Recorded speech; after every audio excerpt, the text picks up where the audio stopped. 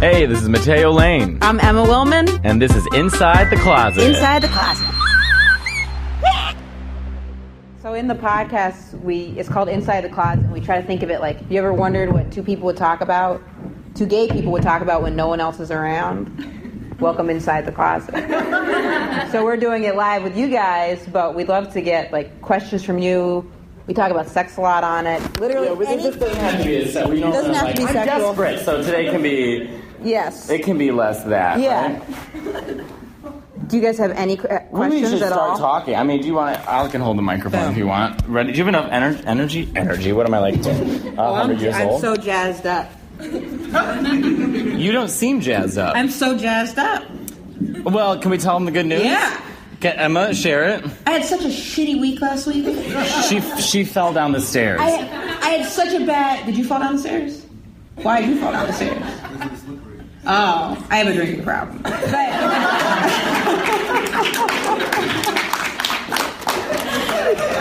But which is not good. So I have not been drinking since then. But I just the shittiest week. And then he was like, it's just how it is, ups and downs. And then I got cut from something, and this other thing got canceled. But I just today got cast as in that show, My Crazy Ex-Girlfriend, as one of the leads. Girlfriend. I'm so excited. And I am getting hate on Twitter about my Mariah comments. No. Matteo made a funny joke for Mariah Carey, and now they're just coming at you. But that's funny, right? I just said she's cuckoo bananas, which who are we disagreeing with there? And then I just said her new song, The Star, should be called The Falling Star. I don't know. Is that funny? Listen, it's hard to make jokes. Everyone else on the show was like, and then another news, and someone say something funny. Also, if he didn't say that, as a true fan of her, he'd then be enabling her. Well, I've seen her live 7 times and felt nothing every time. Also, no, because you want to know what happened? But we have busy lives, Mariah, all right? I went to her Christmas concert last year. She was an hour and a half late. Thank you. And then I went the next night, because I got a ticket, it was a whole thing. But I went the next night, and she was an hour and a half late that night. And didn't you brought a straight friend one of the times? Oh, I brought my friend Evan, who's straight, who had no idea what was going on. And he's also straight and very muscular and he's very much like this. What's going on, man? My name is Evan Williams. I am straight, but I love gays. Thank you. That is 100% exactly. Yeah, I wish you guys knew, because that's 100% literally Evan. But anyways, Evan's a recovering coke addict. So I know. So he's running up the stairs. We're falling down, and he's just sprinting up them. He's jumping up the stairs. So we're trying to keep Evan off coke, right? And he's doing a good job. But then at the Mariah concert, at a Mariah concert, it's inappropriate to do drugs. And I don't do any drugs. I'm not just saying that because you're kids. I literally don't do drugs. But it's inappropriate to do drugs at Mariah concerts. It's not AC/DC. It's it's not what. There's no drugs to be neat. The gays next to us, who I did not know, were doing coke, mounds of it, and I thought, I know it's it's literally Mariah Christmas time, and they're so I'm like, what? And then Evan, who's standing next to him, oh, this is it. He's gonna relapse at a Mariah Carey Christmas concert, have to go back to AA and be like, I was at this Christmas concert and these gays just brought me in. So Mariah she was threatening my friend too. Yeah, and Matteo's a true fan of hers, so the critique is wanting her to do better. I am a true fan of hers. I'm upset that she sounds like I hate that she's lip syncing. Yeah, she's lip syncing and she's phoning it in. It's a mess. So he's just trying to keep it real, is what it is. But congratulations on your job. Thank you so much. I really appreciate that. Thank you. It's what if you become actual girlfriends with her? Is she a real lesbian? No, she's married. But isn't your ex-girlfriend straight? Yes. Ding, ding, ding. Did any of you guys watch the show? Yeah. Really? I'm so excited. I'm not even a good actor. All 2 of them. Yeah, all 2 of them. That's you guys. You are a good actor. Am I? I've been on auditions where they're pretend you're watching your best friend get murdered, and I'll be like, so I'm not that. Did you tell them about sometimes you'll go out for roles where... No, the thing is, because I have such gay voice, the problem is, I'm also Italian and Mexican, so I look like a deli worker, and I know, because I sound gay, but I should sound like my friend. But I go on auditions, and then this is like kind of an older joke, but it's true because I would go on auditions and it would be characters I could never play. It was like Zach, 19, football player. Well, Zach's gonna have a secret to share with everyone. So and sometimes I would go on auditions where it'd be like, like the cute straight girl with like a pixie haircut or whatever. And then I would show up and it would just be uncomfortable for me and everyone else in the audition room because I'd be like, look, they asked me to come in. I'm not just like busting in here like, I belong too. So can we do that? Can we both pretend to be straight and see if it works? Like if we were in a scene together? Oh, boy. This is not to make fun of straight people at all, by the way. No, this is us struggling to show that we can't be anything but ourselves. All right. Oh, now we made it like I'm going to be the girl. Yes. Honestly, it would work better if we reversed the roles. That's it. You crossed your leg. That makes you a girl. I say. My legs are already crossed. So if I was pretending I was straight and we were on something, I'd be like, already know. What do you mean already know? You just went like this with your jacket. Yeah, to try to like a 55-year-old businessman. I was trying to cover up my breasts. No, you would. All right, go on. I'm not trying to be a floozy. All right. Not that there's anything even. I mean, but you can't say anything today. You're fine. So if I was coming in like I was trying to be just straight. give me your best. Like, hey, you're Sandra. Sandra, 27, looking for a new job at a sushi restaurant. But you're actually a struggling actress. So I'll be the manager. Hi, are you taking applications? I already. Okay, yes. I'm actually, really into sushi. This actually doesn't go well with the lesbian joke. I don't know. Damn it. See, I'm not that good an actor. I'm not that good an actor either. This is going to be a disaster. But it is what it is. Well, yeah, it is what it is. But congratulations. Thank you. Yeah, they can't take it back. Show up, memorize the lines, and you're good to go. There's so many, like I don't know, being a student is so hard too because you guys have to manage so many different kinds of stress too. Like studying for stuff, you're not getting enough sleep, you're trying to find your potential mate. Yeah, but that goes on for the rest of your life. I mean... But if you can hook someone now, because motherfuckers get worse out of college, I promise you that. I promise, because when you're in, when you're in college, you have like communal like meeting grounds. Like you guys can go to the cafeteria, like treat that cafeteria like a bar. Like post up near the soda machine and be like, you want a Coke? I got you. You know what I mean? Like do whatever you need to do to like find a good quality person out. Because when you get out there... when you talk to someone in Manhattan, if they want a Pepsi or a Coke, you're mugged. Exactly. You're like, hey there, and then you're hospitalized. Exactly. So no one talks to anyone. And if someone does talk to you, I'm suspicious. Very suspicious. If someone's like, hey, you're cute, you'd be like, I don't do that. And you're like, all right. Get away from me. I'm going to go on my 8 apps to find someone the real way. How do you guys usually meet people? We don't. Do 20? They're all, the average age here is 20. How do you meet people?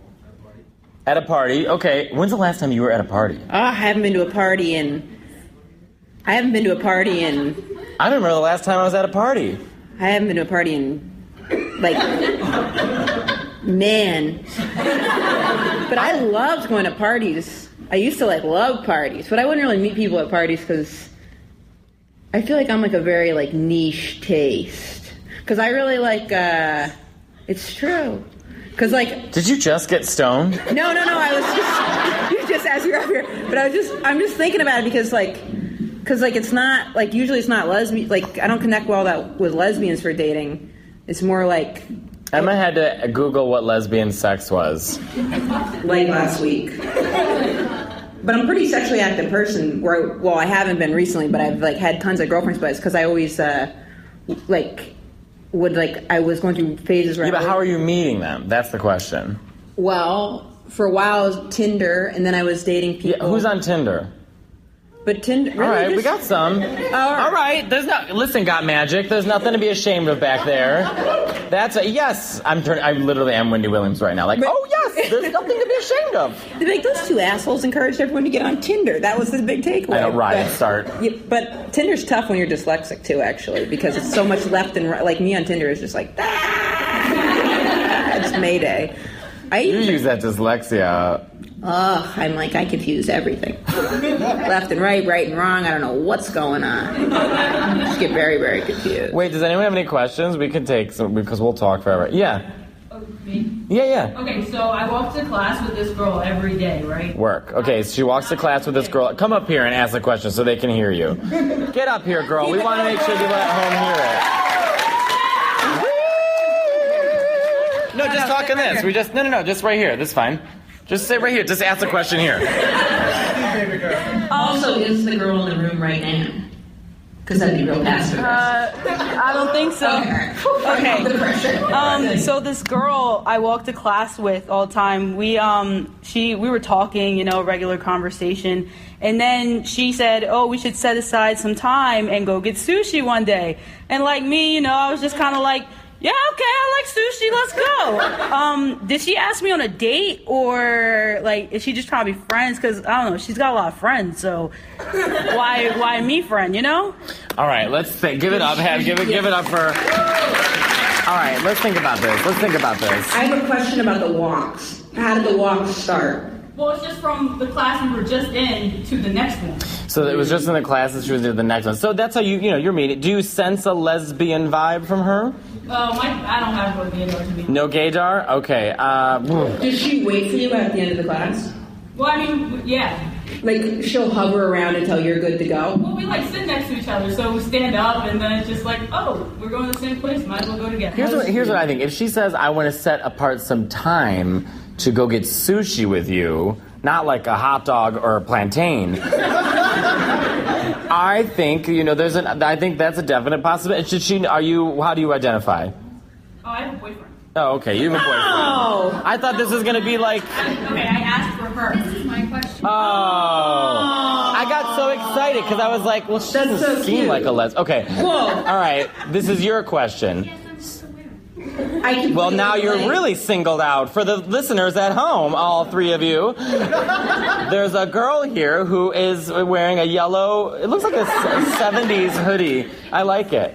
No, I like it. All right. Does the girl know that? Are you a lesbian? No, I like both. You like both. So you're pan-gender, queer-fi, sci-fi. Bisexual. I don't know the right words anymore. So complicated. I know. Just cut right to it. You have to start doing division just to figure out what people are. Take out a calculator. All right, so you're bisexual. So are you interested in her? I don't know. She's cute, but no. Is she openly something? No. It was okay. All right, here's my advice. You go get sushi with her, and then report back and let us know. Email us and let us know what happens. We'll continue this story to the end of times. What's the eye contact like? You are such a lesbian. What are the zodiac signs? What's the eye contact like when you guys are talking? I mean, eyes. Right, but is there like a lingering?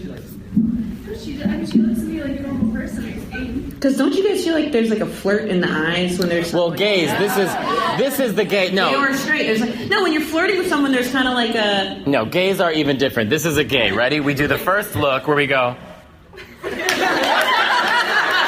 Right? And then if you've made eye contact, then you're talking to your friends. You're like, okay, I'm going in for the second look.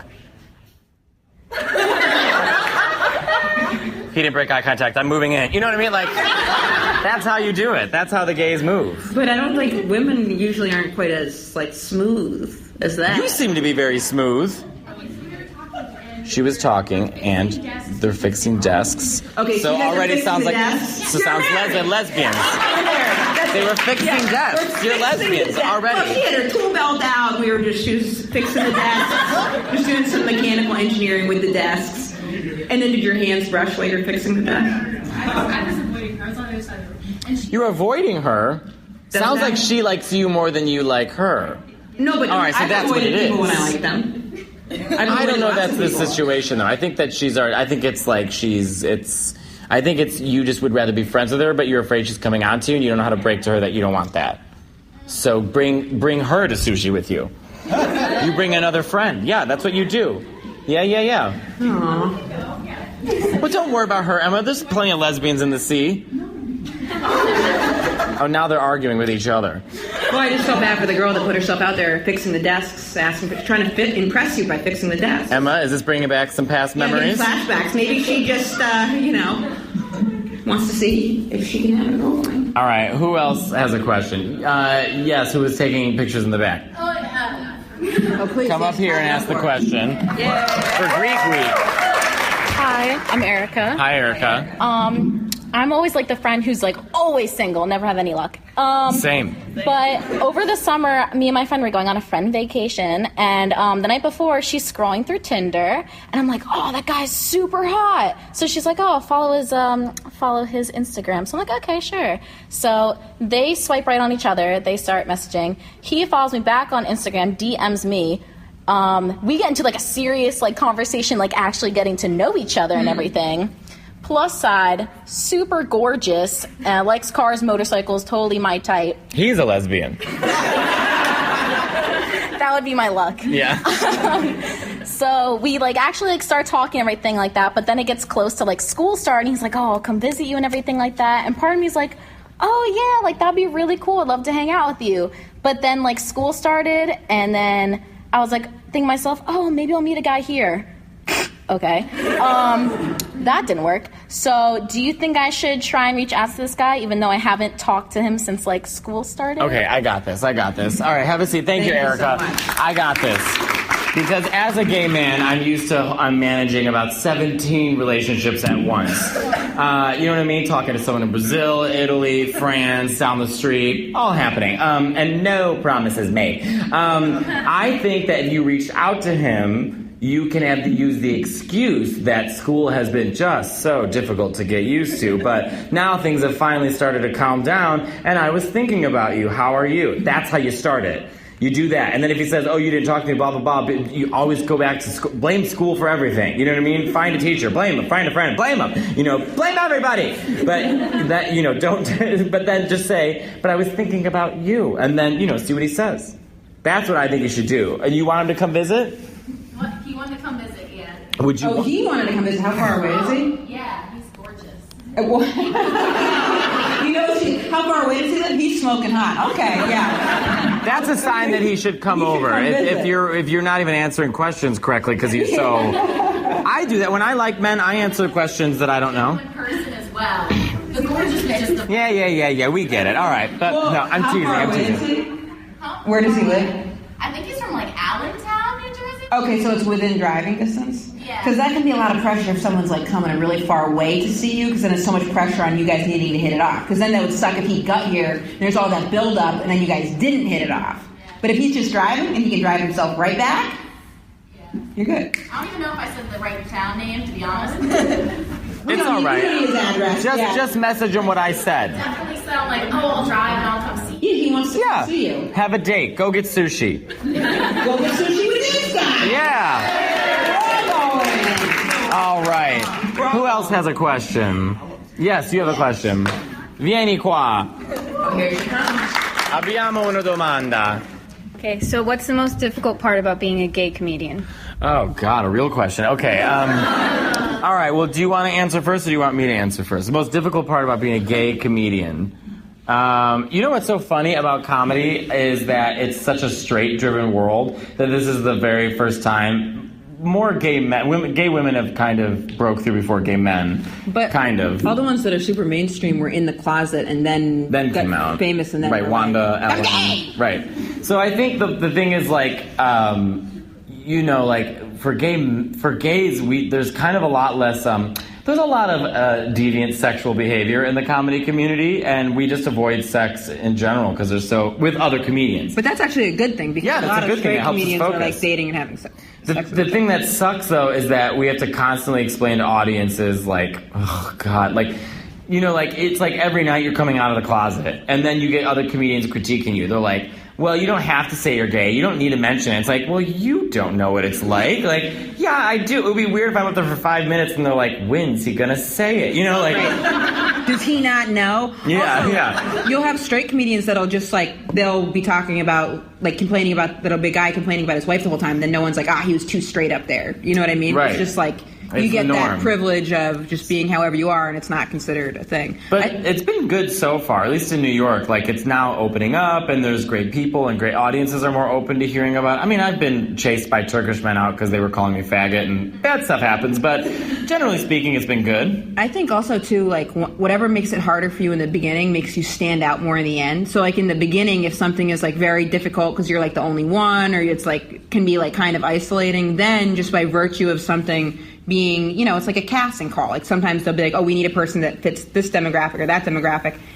It's harder because there's less of you, but then it also helps you stand out more. And that's a huge asset, not just for comedy, but like anything you're trying to do. Yeah, I think like being gay, it's like it's so new to listen to that people are open-minded about it. They're like, oh, I get, you know, like maybe people in audiences have questions they've never been able to ask, and so we answer them. But I don't know. I've been having a lot of fun. I'll feel like really like self-conscious sometimes, where I'll be like, oh, I hope I'm like building enough of a bridge, or then I'll get nervous where I'll be like, I'll be like, oh, maybe they didn't like me, because it'll be hard. Where sometimes I'll feel like I'll come out and people like be supportive where I haven't even said anything. They're just like, oh yeah, we like the idea of this person. But then sometimes I'll come out and Brooklyn like, audiences, right? And then sometimes I'll come out and I'll feel like there's like a hostility, and I'm like, I'm not sure what that is. And I remember, because it could be like, oh, they just don't think they don't like the joke, which that happens to every comedian, or it could be something else. So, but that's like virtue of, I mean, I've definitely got race and class privilege there, because I'm never like, oh, maybe they don't like me because I'm white. You always are like, oh, maybe they don't like me by the thing that you feel the most othered by. Or it's full of Mariah Carey fans and you're fucked. But I think generally speaking, it's been a really great experience so far. You just have to, I think the key is have as many friends as you want, but I have a small core group of friends that support me, and we keep building each other up. And, you know, sometimes it's so strange. Sometimes I forget, not that I forget that I'm gay, but like it's almost like comedian first. Right. You know what I mean? In the business, yeah. You're just like, we're all just worried about our jokes. Right.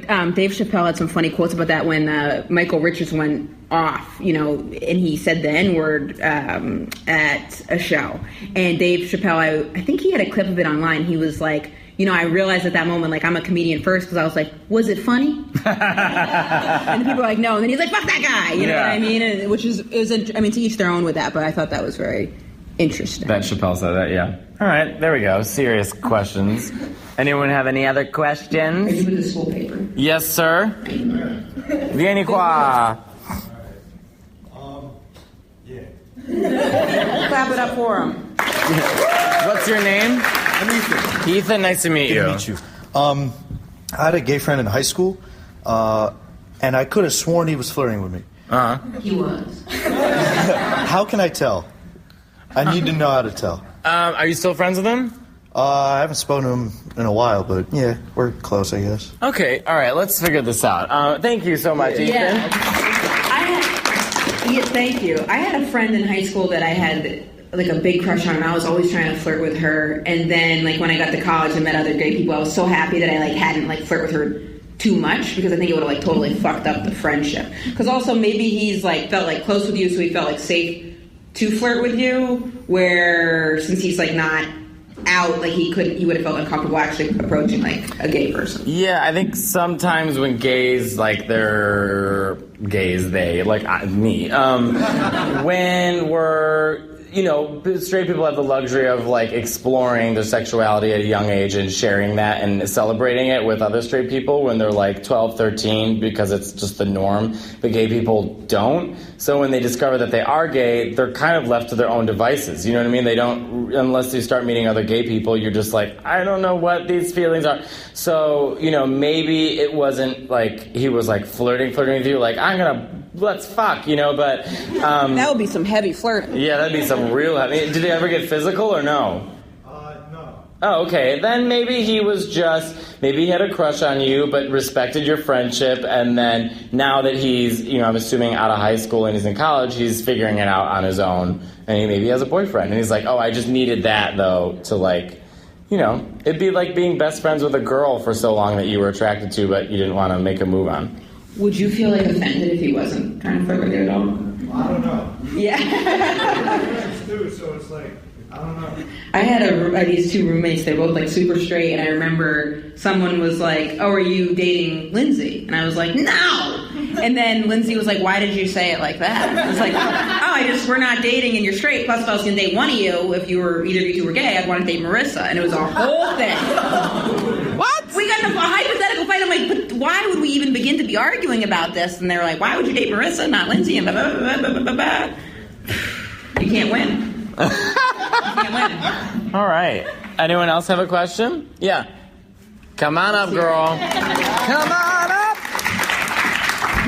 So I recently got out of a 7-year relationship. What? Wow. Aren't you 7? No. All right. And it was a straight relationship, and there's this girl at my job who I think is really cute, but I have no idea how to talk to girls. That's my question. How do I talk to girls? Okay, great question. Have a seat. Thank you. I think, do you know she's a lesbian? Yes. Oh, she's a lesbian. Yeah. Half the work is done. There's no mystery to be solved. Just talk to her like you would talk to a guy. Be flirty. I mean, that's kind of it, wouldn't you And say? there's a real thing, I know there's like feminine visibility too, so like where she might not be picking up on the clues, but you could just, do you guys talk at all now? I mean, like, more or less. I feel like she's very, like, friendly with me, but Right. I can't really tell if it's, like, flirting. Also, it can be a warning sign if someone's like, oh, I just got out of a 7-year relationship with a guy, then she might be like, Mayday, Mayday, Mayday. So I wouldn't even, like, bring that up. You know what I would do? I would be like, I'm trying to get involved with more, like, gay, LGBT stuff on campus. Like, is there, like a bar where there's more women instead of men? Like, what's a good, like, where do you usually meet girls? Yeah, maybe just say, And then she'll be like, you're looking to meet girls? And you're like, yeah, you specifically. But Yeah. I think that's fair. I think that's a good strategy. I think that's a great strategy. Yeah. That's the first good strategy I've ever come up with, so I'm glad. No, you made it on a television show now. So did, yeah, thank you. So did what? I got in trouble with Mariah fans on page 6. But the page 6 show was fun.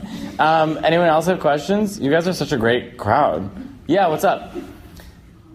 Come on up. Clap it up for him.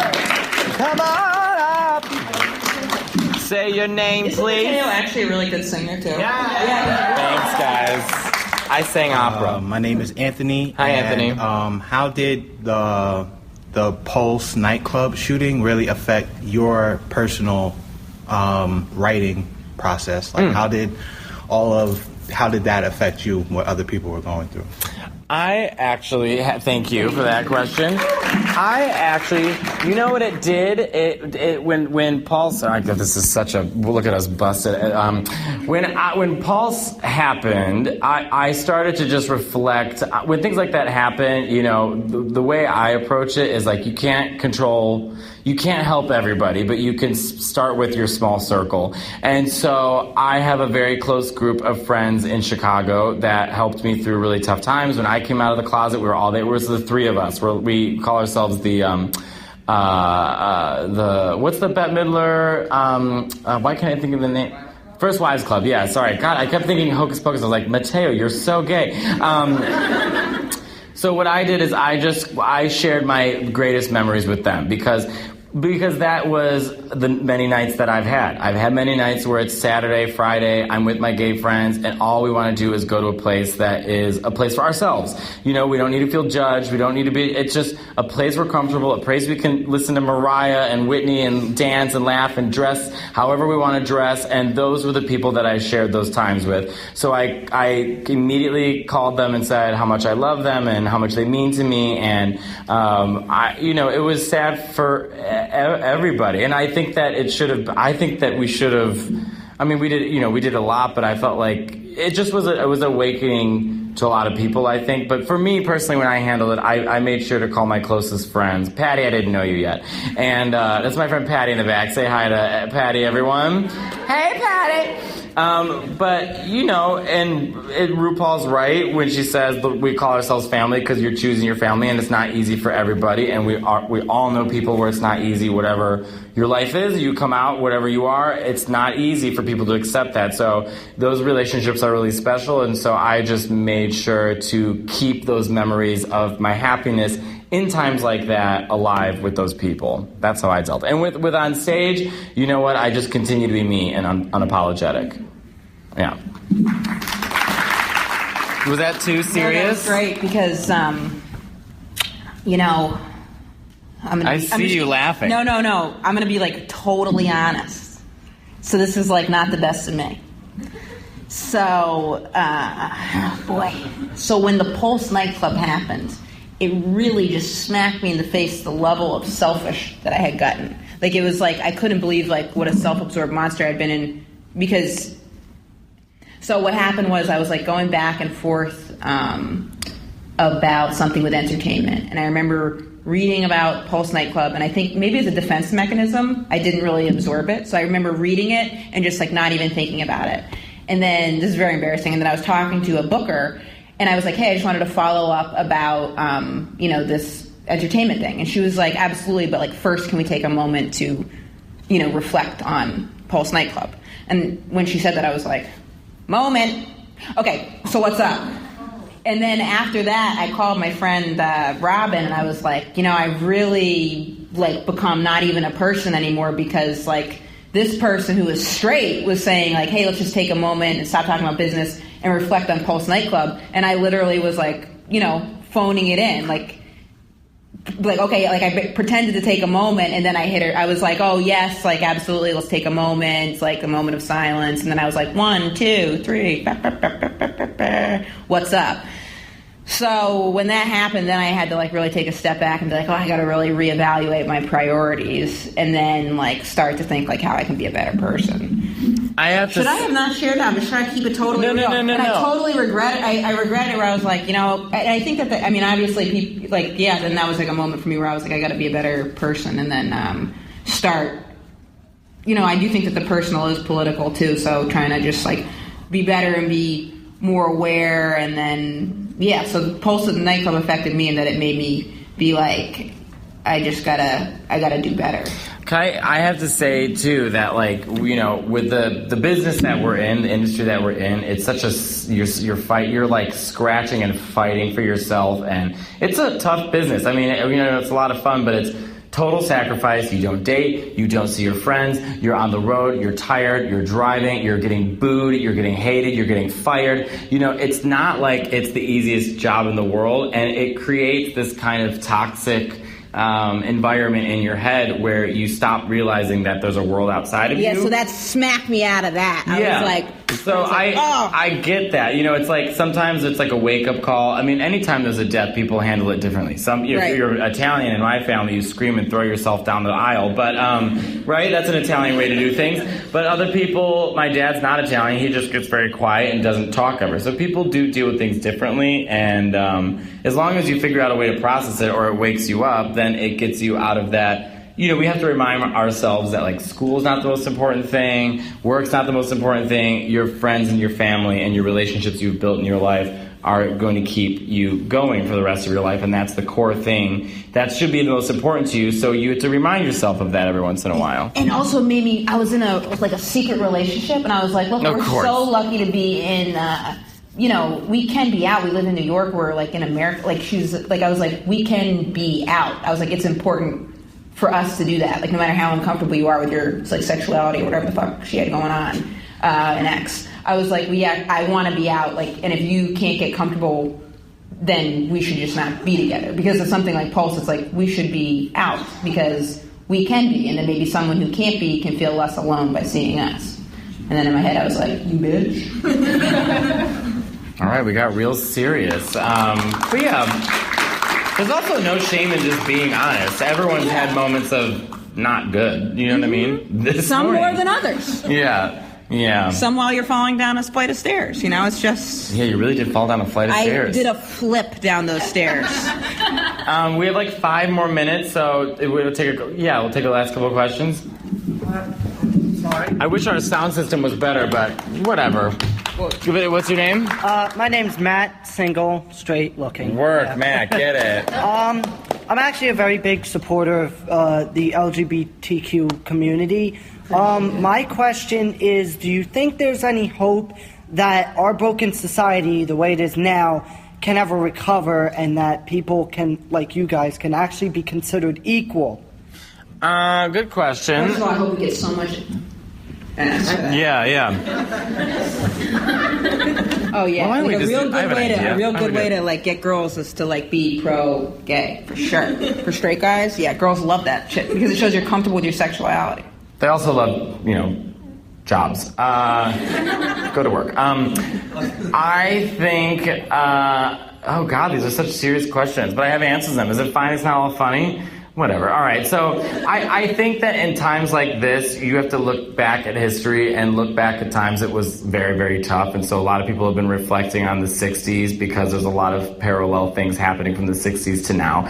And I think that one thing you have to recognize is the only way to be heard is to ruffle some feathers. And so I think right now with Trump being president and the way things look politically, the other side, the pendulum is swinging to fight for its rights. So in a way, even though it sucks right now, in a way, if you look around the room, everyone's a different color, everyone's a different race, everyone's a different, sexuality, and we're all here enjoying each other.